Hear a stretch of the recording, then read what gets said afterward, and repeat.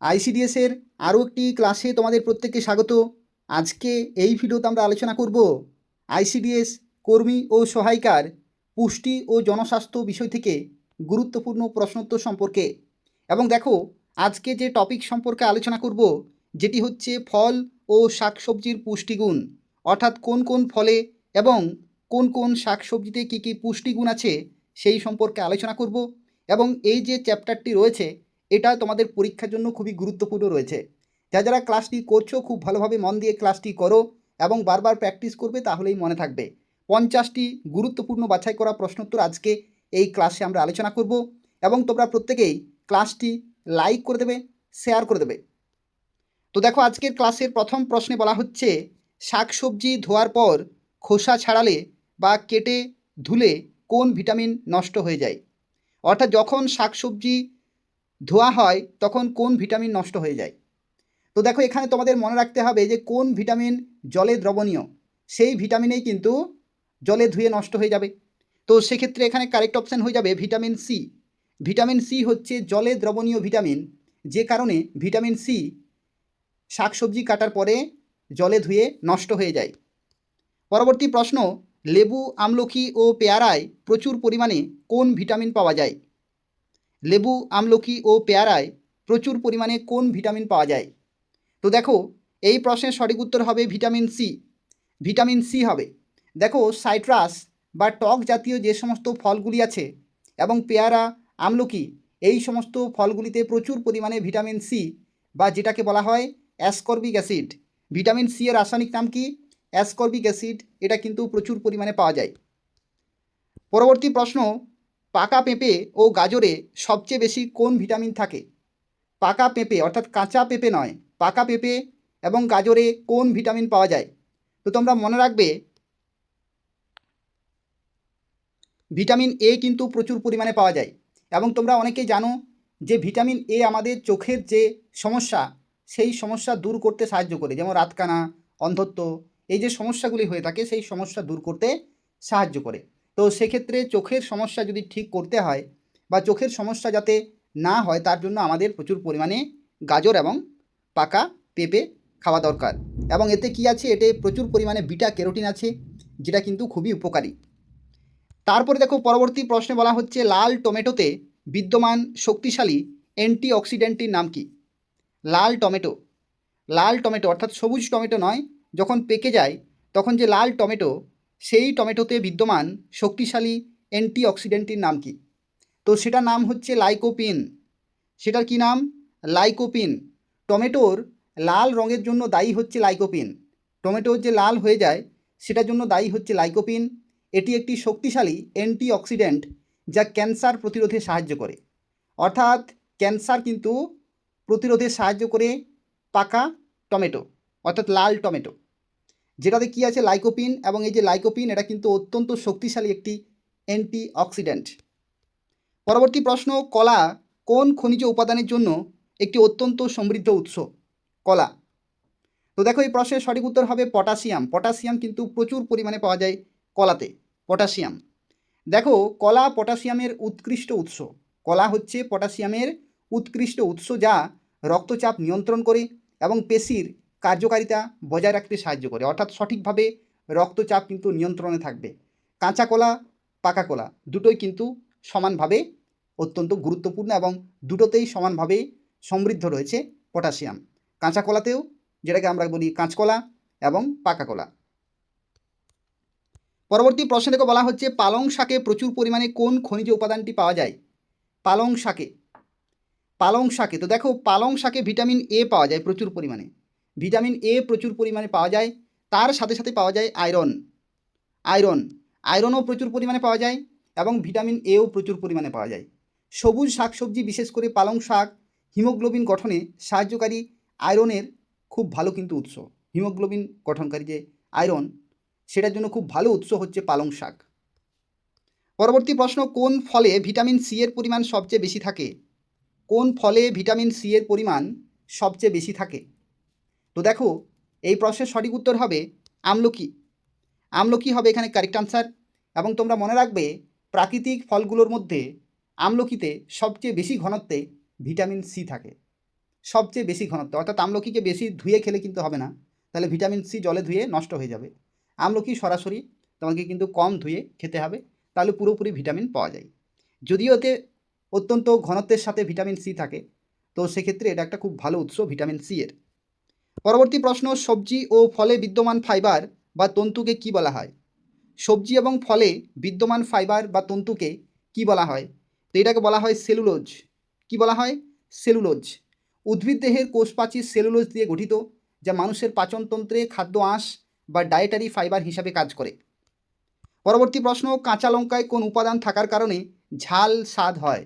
অর্থাৎ কাঁচা লঙ্কা, দেখো প্রকৃতির কীরকম নিয়ম, একটা আম গাছের ফল মিষ্টি, আবার লঙ্কা গাছের যে ফল কাঁচা লঙ্কা সেটা কিন্তু ঝাল। এই যে ঝাল স্বাদ হয় সেটা কিসের কারণে? তো সেটার কারণ হচ্ছে ক্যাপসাইসিন। ঠিক আছে, সেটার কারণ কি? ক্যাপসাইসিন হবে এখানে কারেক্ট আনসার। ক্যাপসাইসিন। কাঁচামরিচ বা লঙ্কায় ক্যাপসাইসিন নামক রাসায়নিক যৌগ থাকে, যার কারণে ঝাল স্বাদ অনুভূত হয়। পরবর্তী প্রশ্ন, উদ্ভিজ্জ প্রোটিনের অন্যতম সেরা উৎস কোনটি? উদ্ভিজ্জ প্রোটিনের অন্যতম সেরা উৎস কোনটি? কি হবে বলো তো কারেক্ট আনসার? তো দেখো, উদ্ভিজ্জ প্রোটিনের অন্যতম সেরা উৎস হচ্ছে শিম এবং কলাই। শিম এবং কলাই, বিনস। ঠিক আছে, বীজ জাতীয় সবজি যেমন শিম, মটরশুঁটি ও ডালে উচ্চ মাত্রায় উদ্ভিজ্জ প্রোটিন থাকে, উচ্চ মাত্রায়। পরবর্তী প্রশ্ন, ফল মিষ্টি হওয়ার জন্য মূলত কোন শর্করাটি দায়ী? ফল মিষ্টি, অর্থাৎ এই যে আম মিষ্টি, তাহলে এই যে মিষ্টি হচ্ছে সেটার জন্য কোন শর্করাটি দায়ী?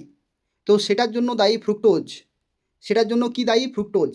ফ্রুক্টোজ হলো প্রাকৃতিক ফল শর্করা, যা ফলের মিষ্টি স্বাদের মূল কারণ। অর্থাৎ দেখবে কিছু কিছু আমের মিষ্টি কম হয়, আবার কিছু কিছু আম ততটা মিষ্টি লাগে না।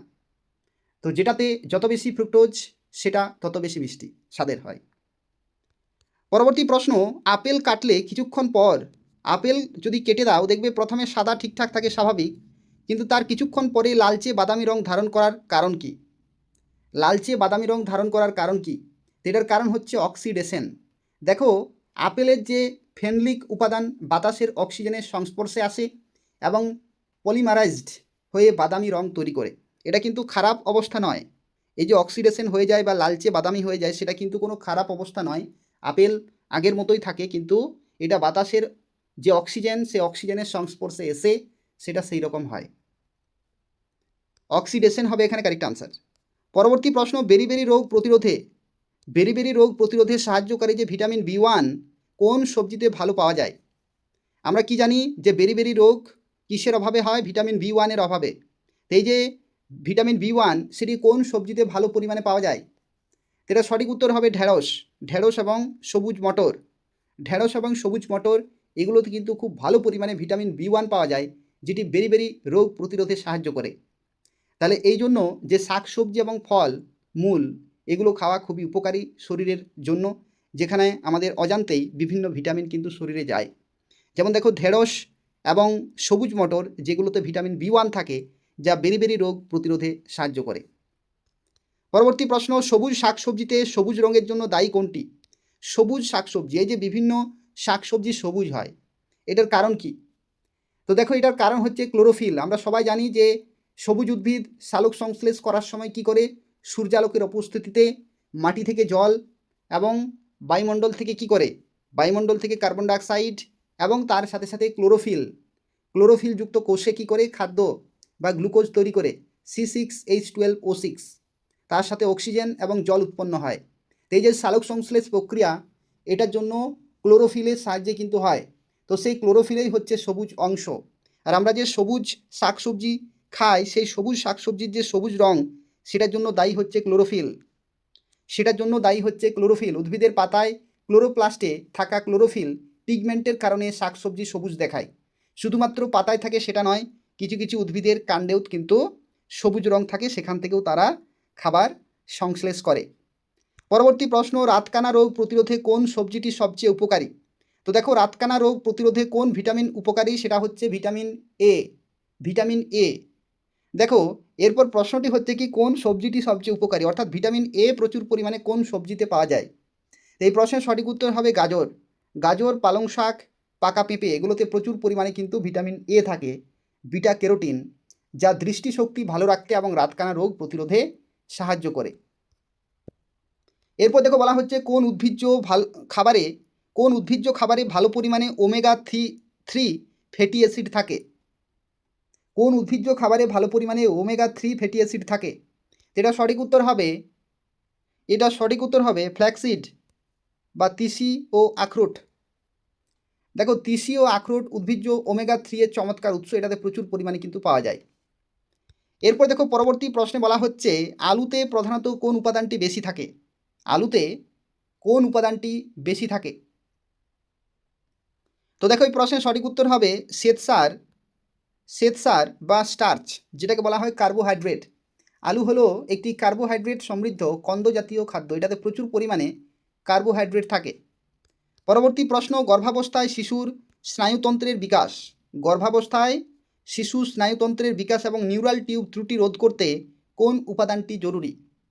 তো দেখো সেটার নাম হচ্ছে ফলিক অ্যাসিড বা ভিটামিন B9। সবুজ পাতাযুক্ত শাকসবজি ও সাইট্রাস ফলে প্রাপ্ত ফলিক অ্যাসিড ভ্রূণের বিকাশে অতি প্রয়োজনীয়।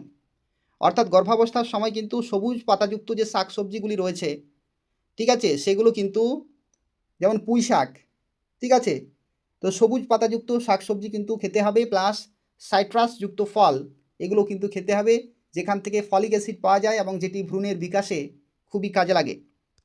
পরবর্তী প্রশ্ন পেঁয়াজ কাটলে চোখে পানি আসার জন্য অর্থাৎ জল আসার জন্য দায়ী রাসায়নিকটি কোনটি? দেখবে পেঁয়াজ কাটলেই কিন্তু চোখে জল আসে, তার কারণ কি? সেটার জন্য কোন রাসায়নিক দায়ী? তো এটার জন্য কারেক্ট অপশান হয়ে যাবে syn propanethial S oxide. Option B হচ্ছে এখানে কারেক্ট আনসার। পেঁয়াজে থাকা সালফার যৌগ কেটে ফেলার পর এনজাইমের সাথে বিক্রিয়া করে এবং এই গ্যাসটি কিন্তু তৈরি করে, এবং সেই গ্যাসের ফলে কি হয়? চোখে কিন্তু জল আসে, তারপরে দেখবে একটু জ্বালা জ্বালা ভাব হয়। তো এটাই হচ্ছে সিন প্রোপানেথিয়াল অ্যাস অক্সাইড। পরবর্তী প্রশ্ন রক্ত জমাট বাঁধতে সাহায্যকারী ভিটামিন কে কিসে বেশি থাকে? রক্ত যে তঞ্চন, সে রক্ত তঞ্চনে সাহায্য করে কোন ভিটামিন কে, এবং সেটি কোন খাবারে বেশি পাওয়া যায়? তো এটা সঠিক উত্তর কী হবে? এটা সঠিক উত্তর হবে সবুজ শাকসবজি, যেমন পালং শাক, ব্রকলি, এগুলোর সাথেও যে বাঁধাকপি, যেগুলো সবুজ আছে প্রত্যেকটিতে কিন্তু ভিটামিন কে থাকে এবং এই কে রক্ত জমাট বাঁধতে সাহায্য করে। পরবর্তী প্রশ্ন কমলা রঙের ফল ও সবজিতে কোন রঞ্জক পদার্থ থাকে?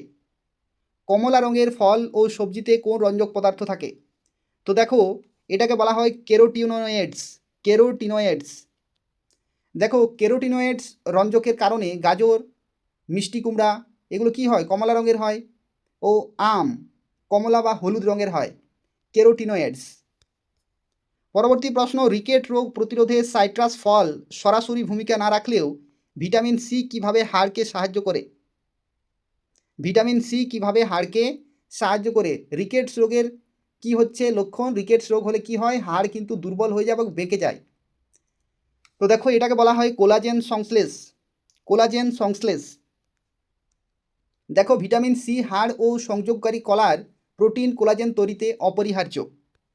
পরবর্তী প্রশ্ন ড্রাগন ফল আশা করি তোমরা প্রত্যেকেই খেয়েছো।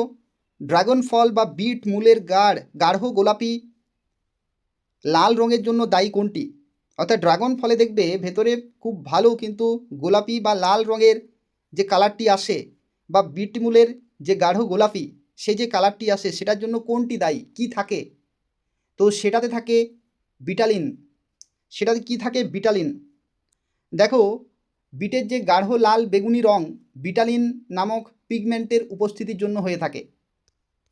পরবর্তী প্রশ্ন রক্তাল্পতা দূর করতে কোন ফল বা সবজি খাওয়া উচিত? রক্তাল্পতা অর্থাৎ এনিমিয়া। তো দেখো এটা সঠিক উত্তর হবে বিট কলার মোচা এবং ডালিম এগুলো খেলে কি হয়? রক্তাল্পতা দূর হয় বা এনিমিয়া হয় না। পরবর্তী প্রশ্ন জাম ও নীল রঙের বেরি ফলের অর্থাৎ ব্লুবেরি অ্যান্টিঅক্সিডেন্টটির নাম কি? জামে কি হয়? জামে ব্লু কালারটি আসে, ঠিক আছে, বা নীল রঙের বেরি ফলের যে অ্যান্টিঅক্সিডেন্ট সেটির নাম কি? তো সেটার নাম হচ্ছে এন্থোসায়ানিন। এন্থোসায়ানিন হবে এখানে কারেক্ট আনসার। বেগুনি ও নীল রঙের ফল সবজিতে এন্থোসায়ানিন থাকে, যা হৃদরোগ ও বার্ধক্য রোধে সাহায্য করে। পরবর্তী প্রশ্ন, লেবুতে প্রধানত কোন অ্যাসিডটি থাকে? লেবুতে, এটা আশা করি প্রত্যেকে পারবে। লেবুতে থাকে সাইট্রিক অ্যাসিড। লেবুতে কি থাকে? সাইট্রিক অ্যাসিড থাকে। লেবু জাতীয় ফলে সাইট্রিক অ্যাসিড থাকার কারণে টক স্বাদ হয়। লেবু কেন টক হয়? তার কারণ হচ্ছে সাইট্রিক অ্যাসিড। সাইট্রিক অ্যাসিডের স্বাদ কেমন? টক স্বাদ। পরবর্তী প্রশ্ন, তেঁতুলে প্রধানত কোন অ্যাসিড থাকে? তেঁতুলে, তো তেঁতুলে কি অ্যাসিড থাকে? এটা আশা করি প্রত্যেকে পারবে। এটাকে বলা হয় টার্টারিক অ্যাসিড। কি বলা হয়? Tartaric acid. দেখো, তেঁতুলের প্রধান প্রাকৃতিক অ্যাসিড হলো টার্টারিক অ্যাসিড। তেঁতুলের প্রধান যে প্রাকৃতিক অ্যাসিড সেটাকে বলা হয় টার্টারিক অ্যাসিড। তারপর দেখো, আপেলে প্রধানত কোন অ্যাসিড পাওয়া যায়? আপেলে, তা আপেলের অ্যাসিডটিকে বলা হয় ম্যালিক অ্যাসিড বা মেলিক অ্যাসিড। ঠিক আছে, ম্যালিক অ্যাসিড বা মেলিক অ্যাসিড। দেখো, কাঁচা ও পাকা আপেলের স্বাদে প্রধান ভূমিকা রাখে কিন্তু মেলিক অ্যাসিড। এই মেলিক অ্যাসিডের কারণেই আপেলের যে স্বাদ সেটা কিন্তু অনুভূত হয়। পরবর্তী প্রশ্ন, কাঁচা আমে কোন ভিটামিন বেশি থাকে? তো দেখো, ফল জাতীয় যে সমস্তগুলি রয়েছে সেগুলোতে প্রচুর পরিমাণে কোন ভিটামিন পাওয়া যায়? Vitamin C. তো এখানেও হবে কারেক্ট অপশান হবে ভিটামিন সি। দেখো, কাঁচা আম অত্যন্ত টক এবং এতে উচ্চ মাত্রায় ভিটামিন সি থাকে, এবং পাকা আমে ভিটামিন এ বেড়ে যায়।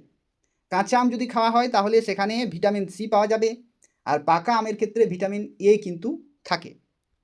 পরবর্তী প্রশ্ন, ডায়াবেটিস রোগীদের জন্য কোন ফলটি তুলনামূলকভাবে নিরাপদ? কম গ্লাইসেমিক ইন্ডেক্স। অর্থাৎ ডায়াবেটিস রোগীদের ক্ষেত্রে বেশি গ্লাইসেমিক ইন্ডেক্সের খাবার কিন্তু খাওয়া যাবে না, কম গ্লাইসেমিক ইন্ডেক্সের খাবার খেতে হবে। এবং সেক্ষেত্রে কোন ফলটি তুলনামূলকভাবে ভালো? তো ডায়াবেটিস রোগীদের ক্ষেত্রে সবচেয়ে ভালো হচ্ছে পেয়ারা এবং আপেল।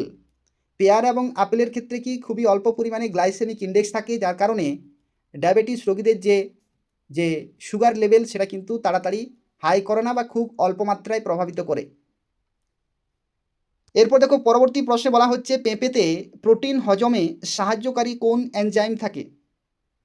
দেখো, কাঁচা ও পাকা পেঁপেতে পেপাইন বা পাপাইন নামক প্রোটিওলাইটিক এনজাইম থাকে, যা প্রোটিন পরিপাকে সাহায্য করে। অর্থাৎ পেঁপে খেলে কি হয়? হজমে কিন্তু সাহায্য হয়। তো এটাতে কি থাকে? এটাতে থাকে পাপাইন বা পেপাইন বলা হয়। এই এনজাইম থাকে, ঠিক আছে, এনজাইম অর্থাৎ উৎসেচক থাকে, যার কারণে হজমে সাহায্য করে। পরবর্তী প্রশ্ন, আনারসে পাওয়া যায় প্রোটিন ভঙ্গকারী এনজাইমটির নাম কি? আনারসে কোন প্রোটিন ভঙ্গকারী এনজাইম বা উৎসেচকটি পাওয়া যায়? তো দেখো, আনারসে যেটি পাওয়া যায় সেটা হচ্ছে ব্রোমেনেল নামক এনজাইম থাকে, যা প্রদাহ কমাতে এবং হজমে কিন্তু সহায়তা করে। পরবর্তী প্রশ্ন, রসুনে বিদ্যমান অ্যান্টি মাইক্রোবিয়াল উপাদানটির নাম কি? রসুনে বিদ্যমান অ্যান্টি মাইক্রোবিয়াল উপাদানটির নাম কি? তো দেখো, রসুন থেতো করলে এলিসিন তৈরি হয়, যা প্রাকৃতিক অ্যান্টিবায়োটিক ও অ্যান্টিফাঙ্গাল হিসাবে কিন্তু কাজ করে। অর্থাৎ যদি কোনো জায়গায় ইনফেকশন হয়ে যায় তাহলে কিন্তু রসুন থেতো করে সেখানে লাগালে সেটা কাজে লাগে। এবং রসুনে বিদ্যমান অ্যান্টি মাইক্রোবিয়াল উপাদানটির কী নাম? সেটার নাম হচ্ছে এলিসিন। কি বলা হয় তাকে? এলিসিন বলা হয়। পরবর্তী প্রশ্ন, উচ্চ রক্তচাপ কমাতে সাহায্য করে কোন খনিজ সমৃদ্ধ শাকসবজি? উচ্চ রক্তচাপ কমাতে সাহায্য করে কোন খনিজ সমৃদ্ধ শাকসবজি উচ্চ রক্তচাপ অর্থাৎ হাই যে ব্লাড প্রেশার সেটা লেভেলে আনতে সাহায্য করে কোন খনিজ সমৃদ্ধ শাকসবজি? কোন খনিজ সমৃদ্ধ শাকসবজি? তো দেখো, এটা সঠিক উত্তর হবে পটাশিয়াম ও ম্যাগনেসিয়াম। কোন খনিজ এখানে হবে? ঠিক আছে, কোন খনিজ? তো পটাশিয়াম ও ম্যাগনেসিয়াম। তো পটাশিয়াম ও ম্যাগনেসিয়াম রক্তনালী শিথিল করে সোডিয়ামের প্রভাব কমিয়ে রক্তচাপ নিয়ন্ত্রণে রাখে। পরবর্তী প্রশ্ন, এই বানানটি একটু কারেকশন করে নেবে। এটা হচ্ছে স্কারভি রোগ কোন ভিটামিনের অভাবে হয়, যা ফল সবজিতে প্রচুর পরিমাণে পাওয়া যায়? এটা সবাই জানো, আগেও ক্লাসে হয়েছে, ভিটামিন সি। স্কারভি বানানটা কিন্তু একটু ঠিক করে নেবে, স্কারভি হবে। এরপর দেখো, কোষ্ঠকাঠিন্য কনস্টিপেশন দূর করতে শাকসবজির কোন উপাদানটি সবচেয়ে কার্যকর? কোষ্ঠকাঠিন্য দূর করতে, তো এটা কারেক্ট অপশান হয়ে যাবে খাদ্য আঁশ বা রফেজ। এরপর দেখো, ব্রোকলি ও ফুলকপি কোন জাতীয় সবজির অন্তর্ভুক্ত? ব্রোকলি এবং যে ফুলকপি সেগুলো কোন জাতীয় সবজির অন্তর্ভুক্ত? তো এগুলো কি বলা হয়? ক্রুসিফেরাস, এগুলোকে কি বলা হয়? ক্রুসিফেরাস। ব্রোকলি, বাঁধাকপি, ফুলকপি এগুলো কিন্তু ক্রুসিফেরাস পরিবারের সবজি, যা ক্যান্সার বিরোধী যোগে সমৃদ্ধ, ক্যান্সার কমাতে সাহায্য করে। এরপর দেখো বাঁধাকপি এবং পালং শাকে বিদ্যমান প্রধান ভিটামিন কোনটি? তো বাঁধাকপি এবং পালং শাকে কিন্তু ভিটামিন কে এবং সি পাওয়া যায়, তার সাথে সাথে পালং শাকে আরেকটা কি পাওয়া যায়, সেটা হচ্ছে ভিটামিন এ। যেহেতু এখানে অপশানে নেই তাই ভিটামিন কে এবং সি হবে কারেক্ট অপশান, কিন্তু যদি এখানে ভিটামিন এ থাকতো তবু হতো কারেক্ট অপশান। পরবর্তী প্রশ্ন, তরমুজের মধ্যে পানি বা জলের পরিমাণ প্রায় কত শতাংশ? তরমুজের মধ্যে, তো তরমুজের মধ্যে 92%ই হচ্ছে জল, সেই জন্য গ্রীষ্মকালীন এটা একটা খুব বিখ্যাত এবং চাহিদাযুক্ত একটি ফল। তরমুজ শরীরকে হাইড্রেটেড রাখতে সাহায্য করে, কারণ এটাতে 92%ই হচ্ছে জল এবং প্রাকৃতিকভাবে কি মিষ্টি জল। পরবর্তী প্রশ্ন, শশাতে থাকা প্রধান পুষ্টিগত সুবিধা কোনটি? শশাতে থাকা অর্থাৎ শশাতে কি থাকে যেটা পুষ্টিগুণ আছে? এটা সঠিক উত্তর হবে উচ্চ পানি শূন্যতা নিবারণ, উচ্চ পানি শূন্যতা বা জল শূন্যতা নিবারণ ক্ষমতা ও কম ক্যালোরি। দেখো শশায় প্রায় 95 থেকে 96% জল থাকে এবং এটি ওজন কমাতে সাহায্য করে। পরবর্তী প্রশ্ন, মানবদেহে থাইরয়েড গ্রন্থি সুরক্ষায় থাইরয়েড গ্রন্থি থেকে কোন হরমোন ক্ষরিত হয়? থাইরক্সিন। এবং গয়টার প্রতিরোধে কোন খনিজ সবজিতে পাওয়া যেতে পারে? কোন খনিজ সবজিতে পাওয়া যেতে পারে? অর্থাৎ এখানে বলতে চাইছে যে গয়টার প্রতিরোধে কোন খনিজটি গুরুত্বপূর্ণ? এটা সঠিক উত্তর হবে আয়োডিন। ঠিক আছে, একটু ঘুরিয়ে দিয়েছে, আয়োডিন হবে এখানে কারেক্ট অপশান, আয়োডিন। ঠিক আছে, বিশেষ করে উপকূলীয় শাকসবজি এবং সামুদ্রিক উদ্ভিদে আয়োডিন কিন্তু থাকে খুব ভালো মাত্রায়। পরবর্তী প্রশ্ন, ভিটামিন সি অতিরিক্ত তাপে রান্না করলে কি ঘটে? ভিটামিন সি যুক্ত খাবার যদি অতিরিক্ত তাপে রান্না করা হয় তাহলে কি হবে? তো সেটা পুরোপুরি কিন্তু নষ্ট হয়ে যাবে, হিট সেন্সিটিভ, সেই কারণে নষ্ট হয়ে যাবে। ভিটামিন সি তাপ সংবেদনশীল, তার কারণে তাপে এটি কিন্তু ভেঙে যায় এবং নষ্ট হয়ে যায়। পরবর্তী প্রশ্ন, শুকনো ফলে ড্রাই ফ্রুট তাজা ফলের তুলনায় কোনটি বেশি ঘনীভূত হয়? তো দেখো এগুলো প্রত্যেকটি খুবই গুরুত্বপূর্ণ প্রশ্ন উত্তর, খুবই উচ্চমানের এক একটি প্রশ্ন রয়েছে তোমাদের পরীক্ষার জন্য, খুব ভালোভাবে কিন্তু প্র্যাকটিস করবে আর প্রত্যেকেই ক্লাসটি লাইক করে দেবে, শেয়ার করে দেবে। দেখো শুকনো ফলে তাজা ফলের তুলনায় কোনটি বেশি ঘনীভূত হয়? এটা সঠিক উত্তর হবে ক্যালোরি ও চিনি, ক্যালোরি ও চিনি। দেখো জল শুকিয়ে যাওয়ার ফলে ড্রাই ফ্রুটসে শর্করার পরিমাণ ও ক্যালোরি ঘনত্ব কিন্তু বেড়ে যায়, শর্করার পরিমাণ এবং ক্যালোরি ঘনত্ব অনেক বেড়ে যায়। পরবর্তী প্রশ্ন, কোন ফলটিতে প্রাকৃতিক চর্বি ভালো পরিমাণে থাকে? প্রাকৃতিক চর্বি বা ফ্যাট কোন ফলটিতে? তো দেখো এই প্রশ্নের কারেক্ট আনসার হবে অ্যাভোকাডো। অ্যাভোকাডো একটি বিদেশি ফল, ভারতে পাওয়া যায় না, এটা বিদেশি ফল, মূলত এটা অস্ট্রেলিয়াতে বেশি পাওয়া যায়। এবং এই অ্যাভোকাডো ফলে অধিকাংশ ফল শর্করা নির্ভর হলেও অ্যাভোকাডো এক সম্পৃক্ত নয় এমন চর্বিতে সমৃদ্ধ। ঠিক আছে, অর্থাৎ এটা হচ্ছে হেলদি ফ্যাট, প্রাকৃতিক চর্বিযুক্ত ভালো পরিমাণে কিন্তু থাকে অ্যাভোকাডোতে, অস্ট্রেলিয়াতে খুব বেশি পাওয়া যায়। পরবর্তী প্রশ্ন, চোখের ছানি ক্যাটারেক্ট পড়া প্রতিরোধে সবজির কোন পিগমেন্টটি সাহায্য করে? এটা সঠিক উত্তর হবে লুটিন এবং জিয়াজ্যান্থিন। লুটিন এবং জিয়াজ্যান্থিন, সবুজ শাকসবজিতে যেমন পালং শাকে থাকা লুটিন এবং জিয়াজ্যান্থিন চোখের রেটিনা রক্ষা করে। পরবর্তী প্রশ্ন, মাশরুম সবজি হিসেবে গণ্য হলে এটি প্রধানত কোন ভিটামিনের ভালো উৎস? অর্থাৎ এখানে বলতে চেয়েছে যে মাশরুমে কোন ভিটামিন সমৃদ্ধ? এটা সঠিক উত্তর হবে ভিটামিন ডি, কিন্তু পাওয়া যায় সূর্যালোকে বাড়লে। ঠিক আছে, অর্থাৎ যত সূর্যালোক সেখানে কিন্তু তৈরি হয়। মাশরুম একমাত্র উদ্ভিজ্জ খাদ্য যা সূর্যালোকে উন্মুক্ত হলে ভিটামিন D2 তৈরি করতে পারে, ভিটামিন D2 সূর্যালোকের উপস্থিতিতে। পরবর্তী প্রশ্ন, গাজরের মূল ও বিট জাতীয় মূলজ সবজিকে উদ্ভিদের কোন অংশ বলা হয়? দেখো কি বলা হচ্ছে, গাজরের মূল বা বিট জাতীয় মূলজ সবজিকে উদ্ভিদের কোন অংশ বলা হয়? তো দেখো গাজরের মূল, এটাকে কি বলা হয় বলো তো? এটাকে বলা হয় পরিবর্তিত মূল, অর্থাৎ মূলের পরিবর্তন ঘটে। যেমন ধরে নাও গাজরের সাথে আর কি হবে, মূলো হবে, বিট হবে, এগুলো হচ্ছে খাদ্য সঞ্চয়কারী প্রধান রূপান্তরিত মূল। পরবর্তী প্রশ্ন, মিষ্টি আলুতে সাধারণত আলুর চেয়ে কোন ভিটামিন বেশি থাকে?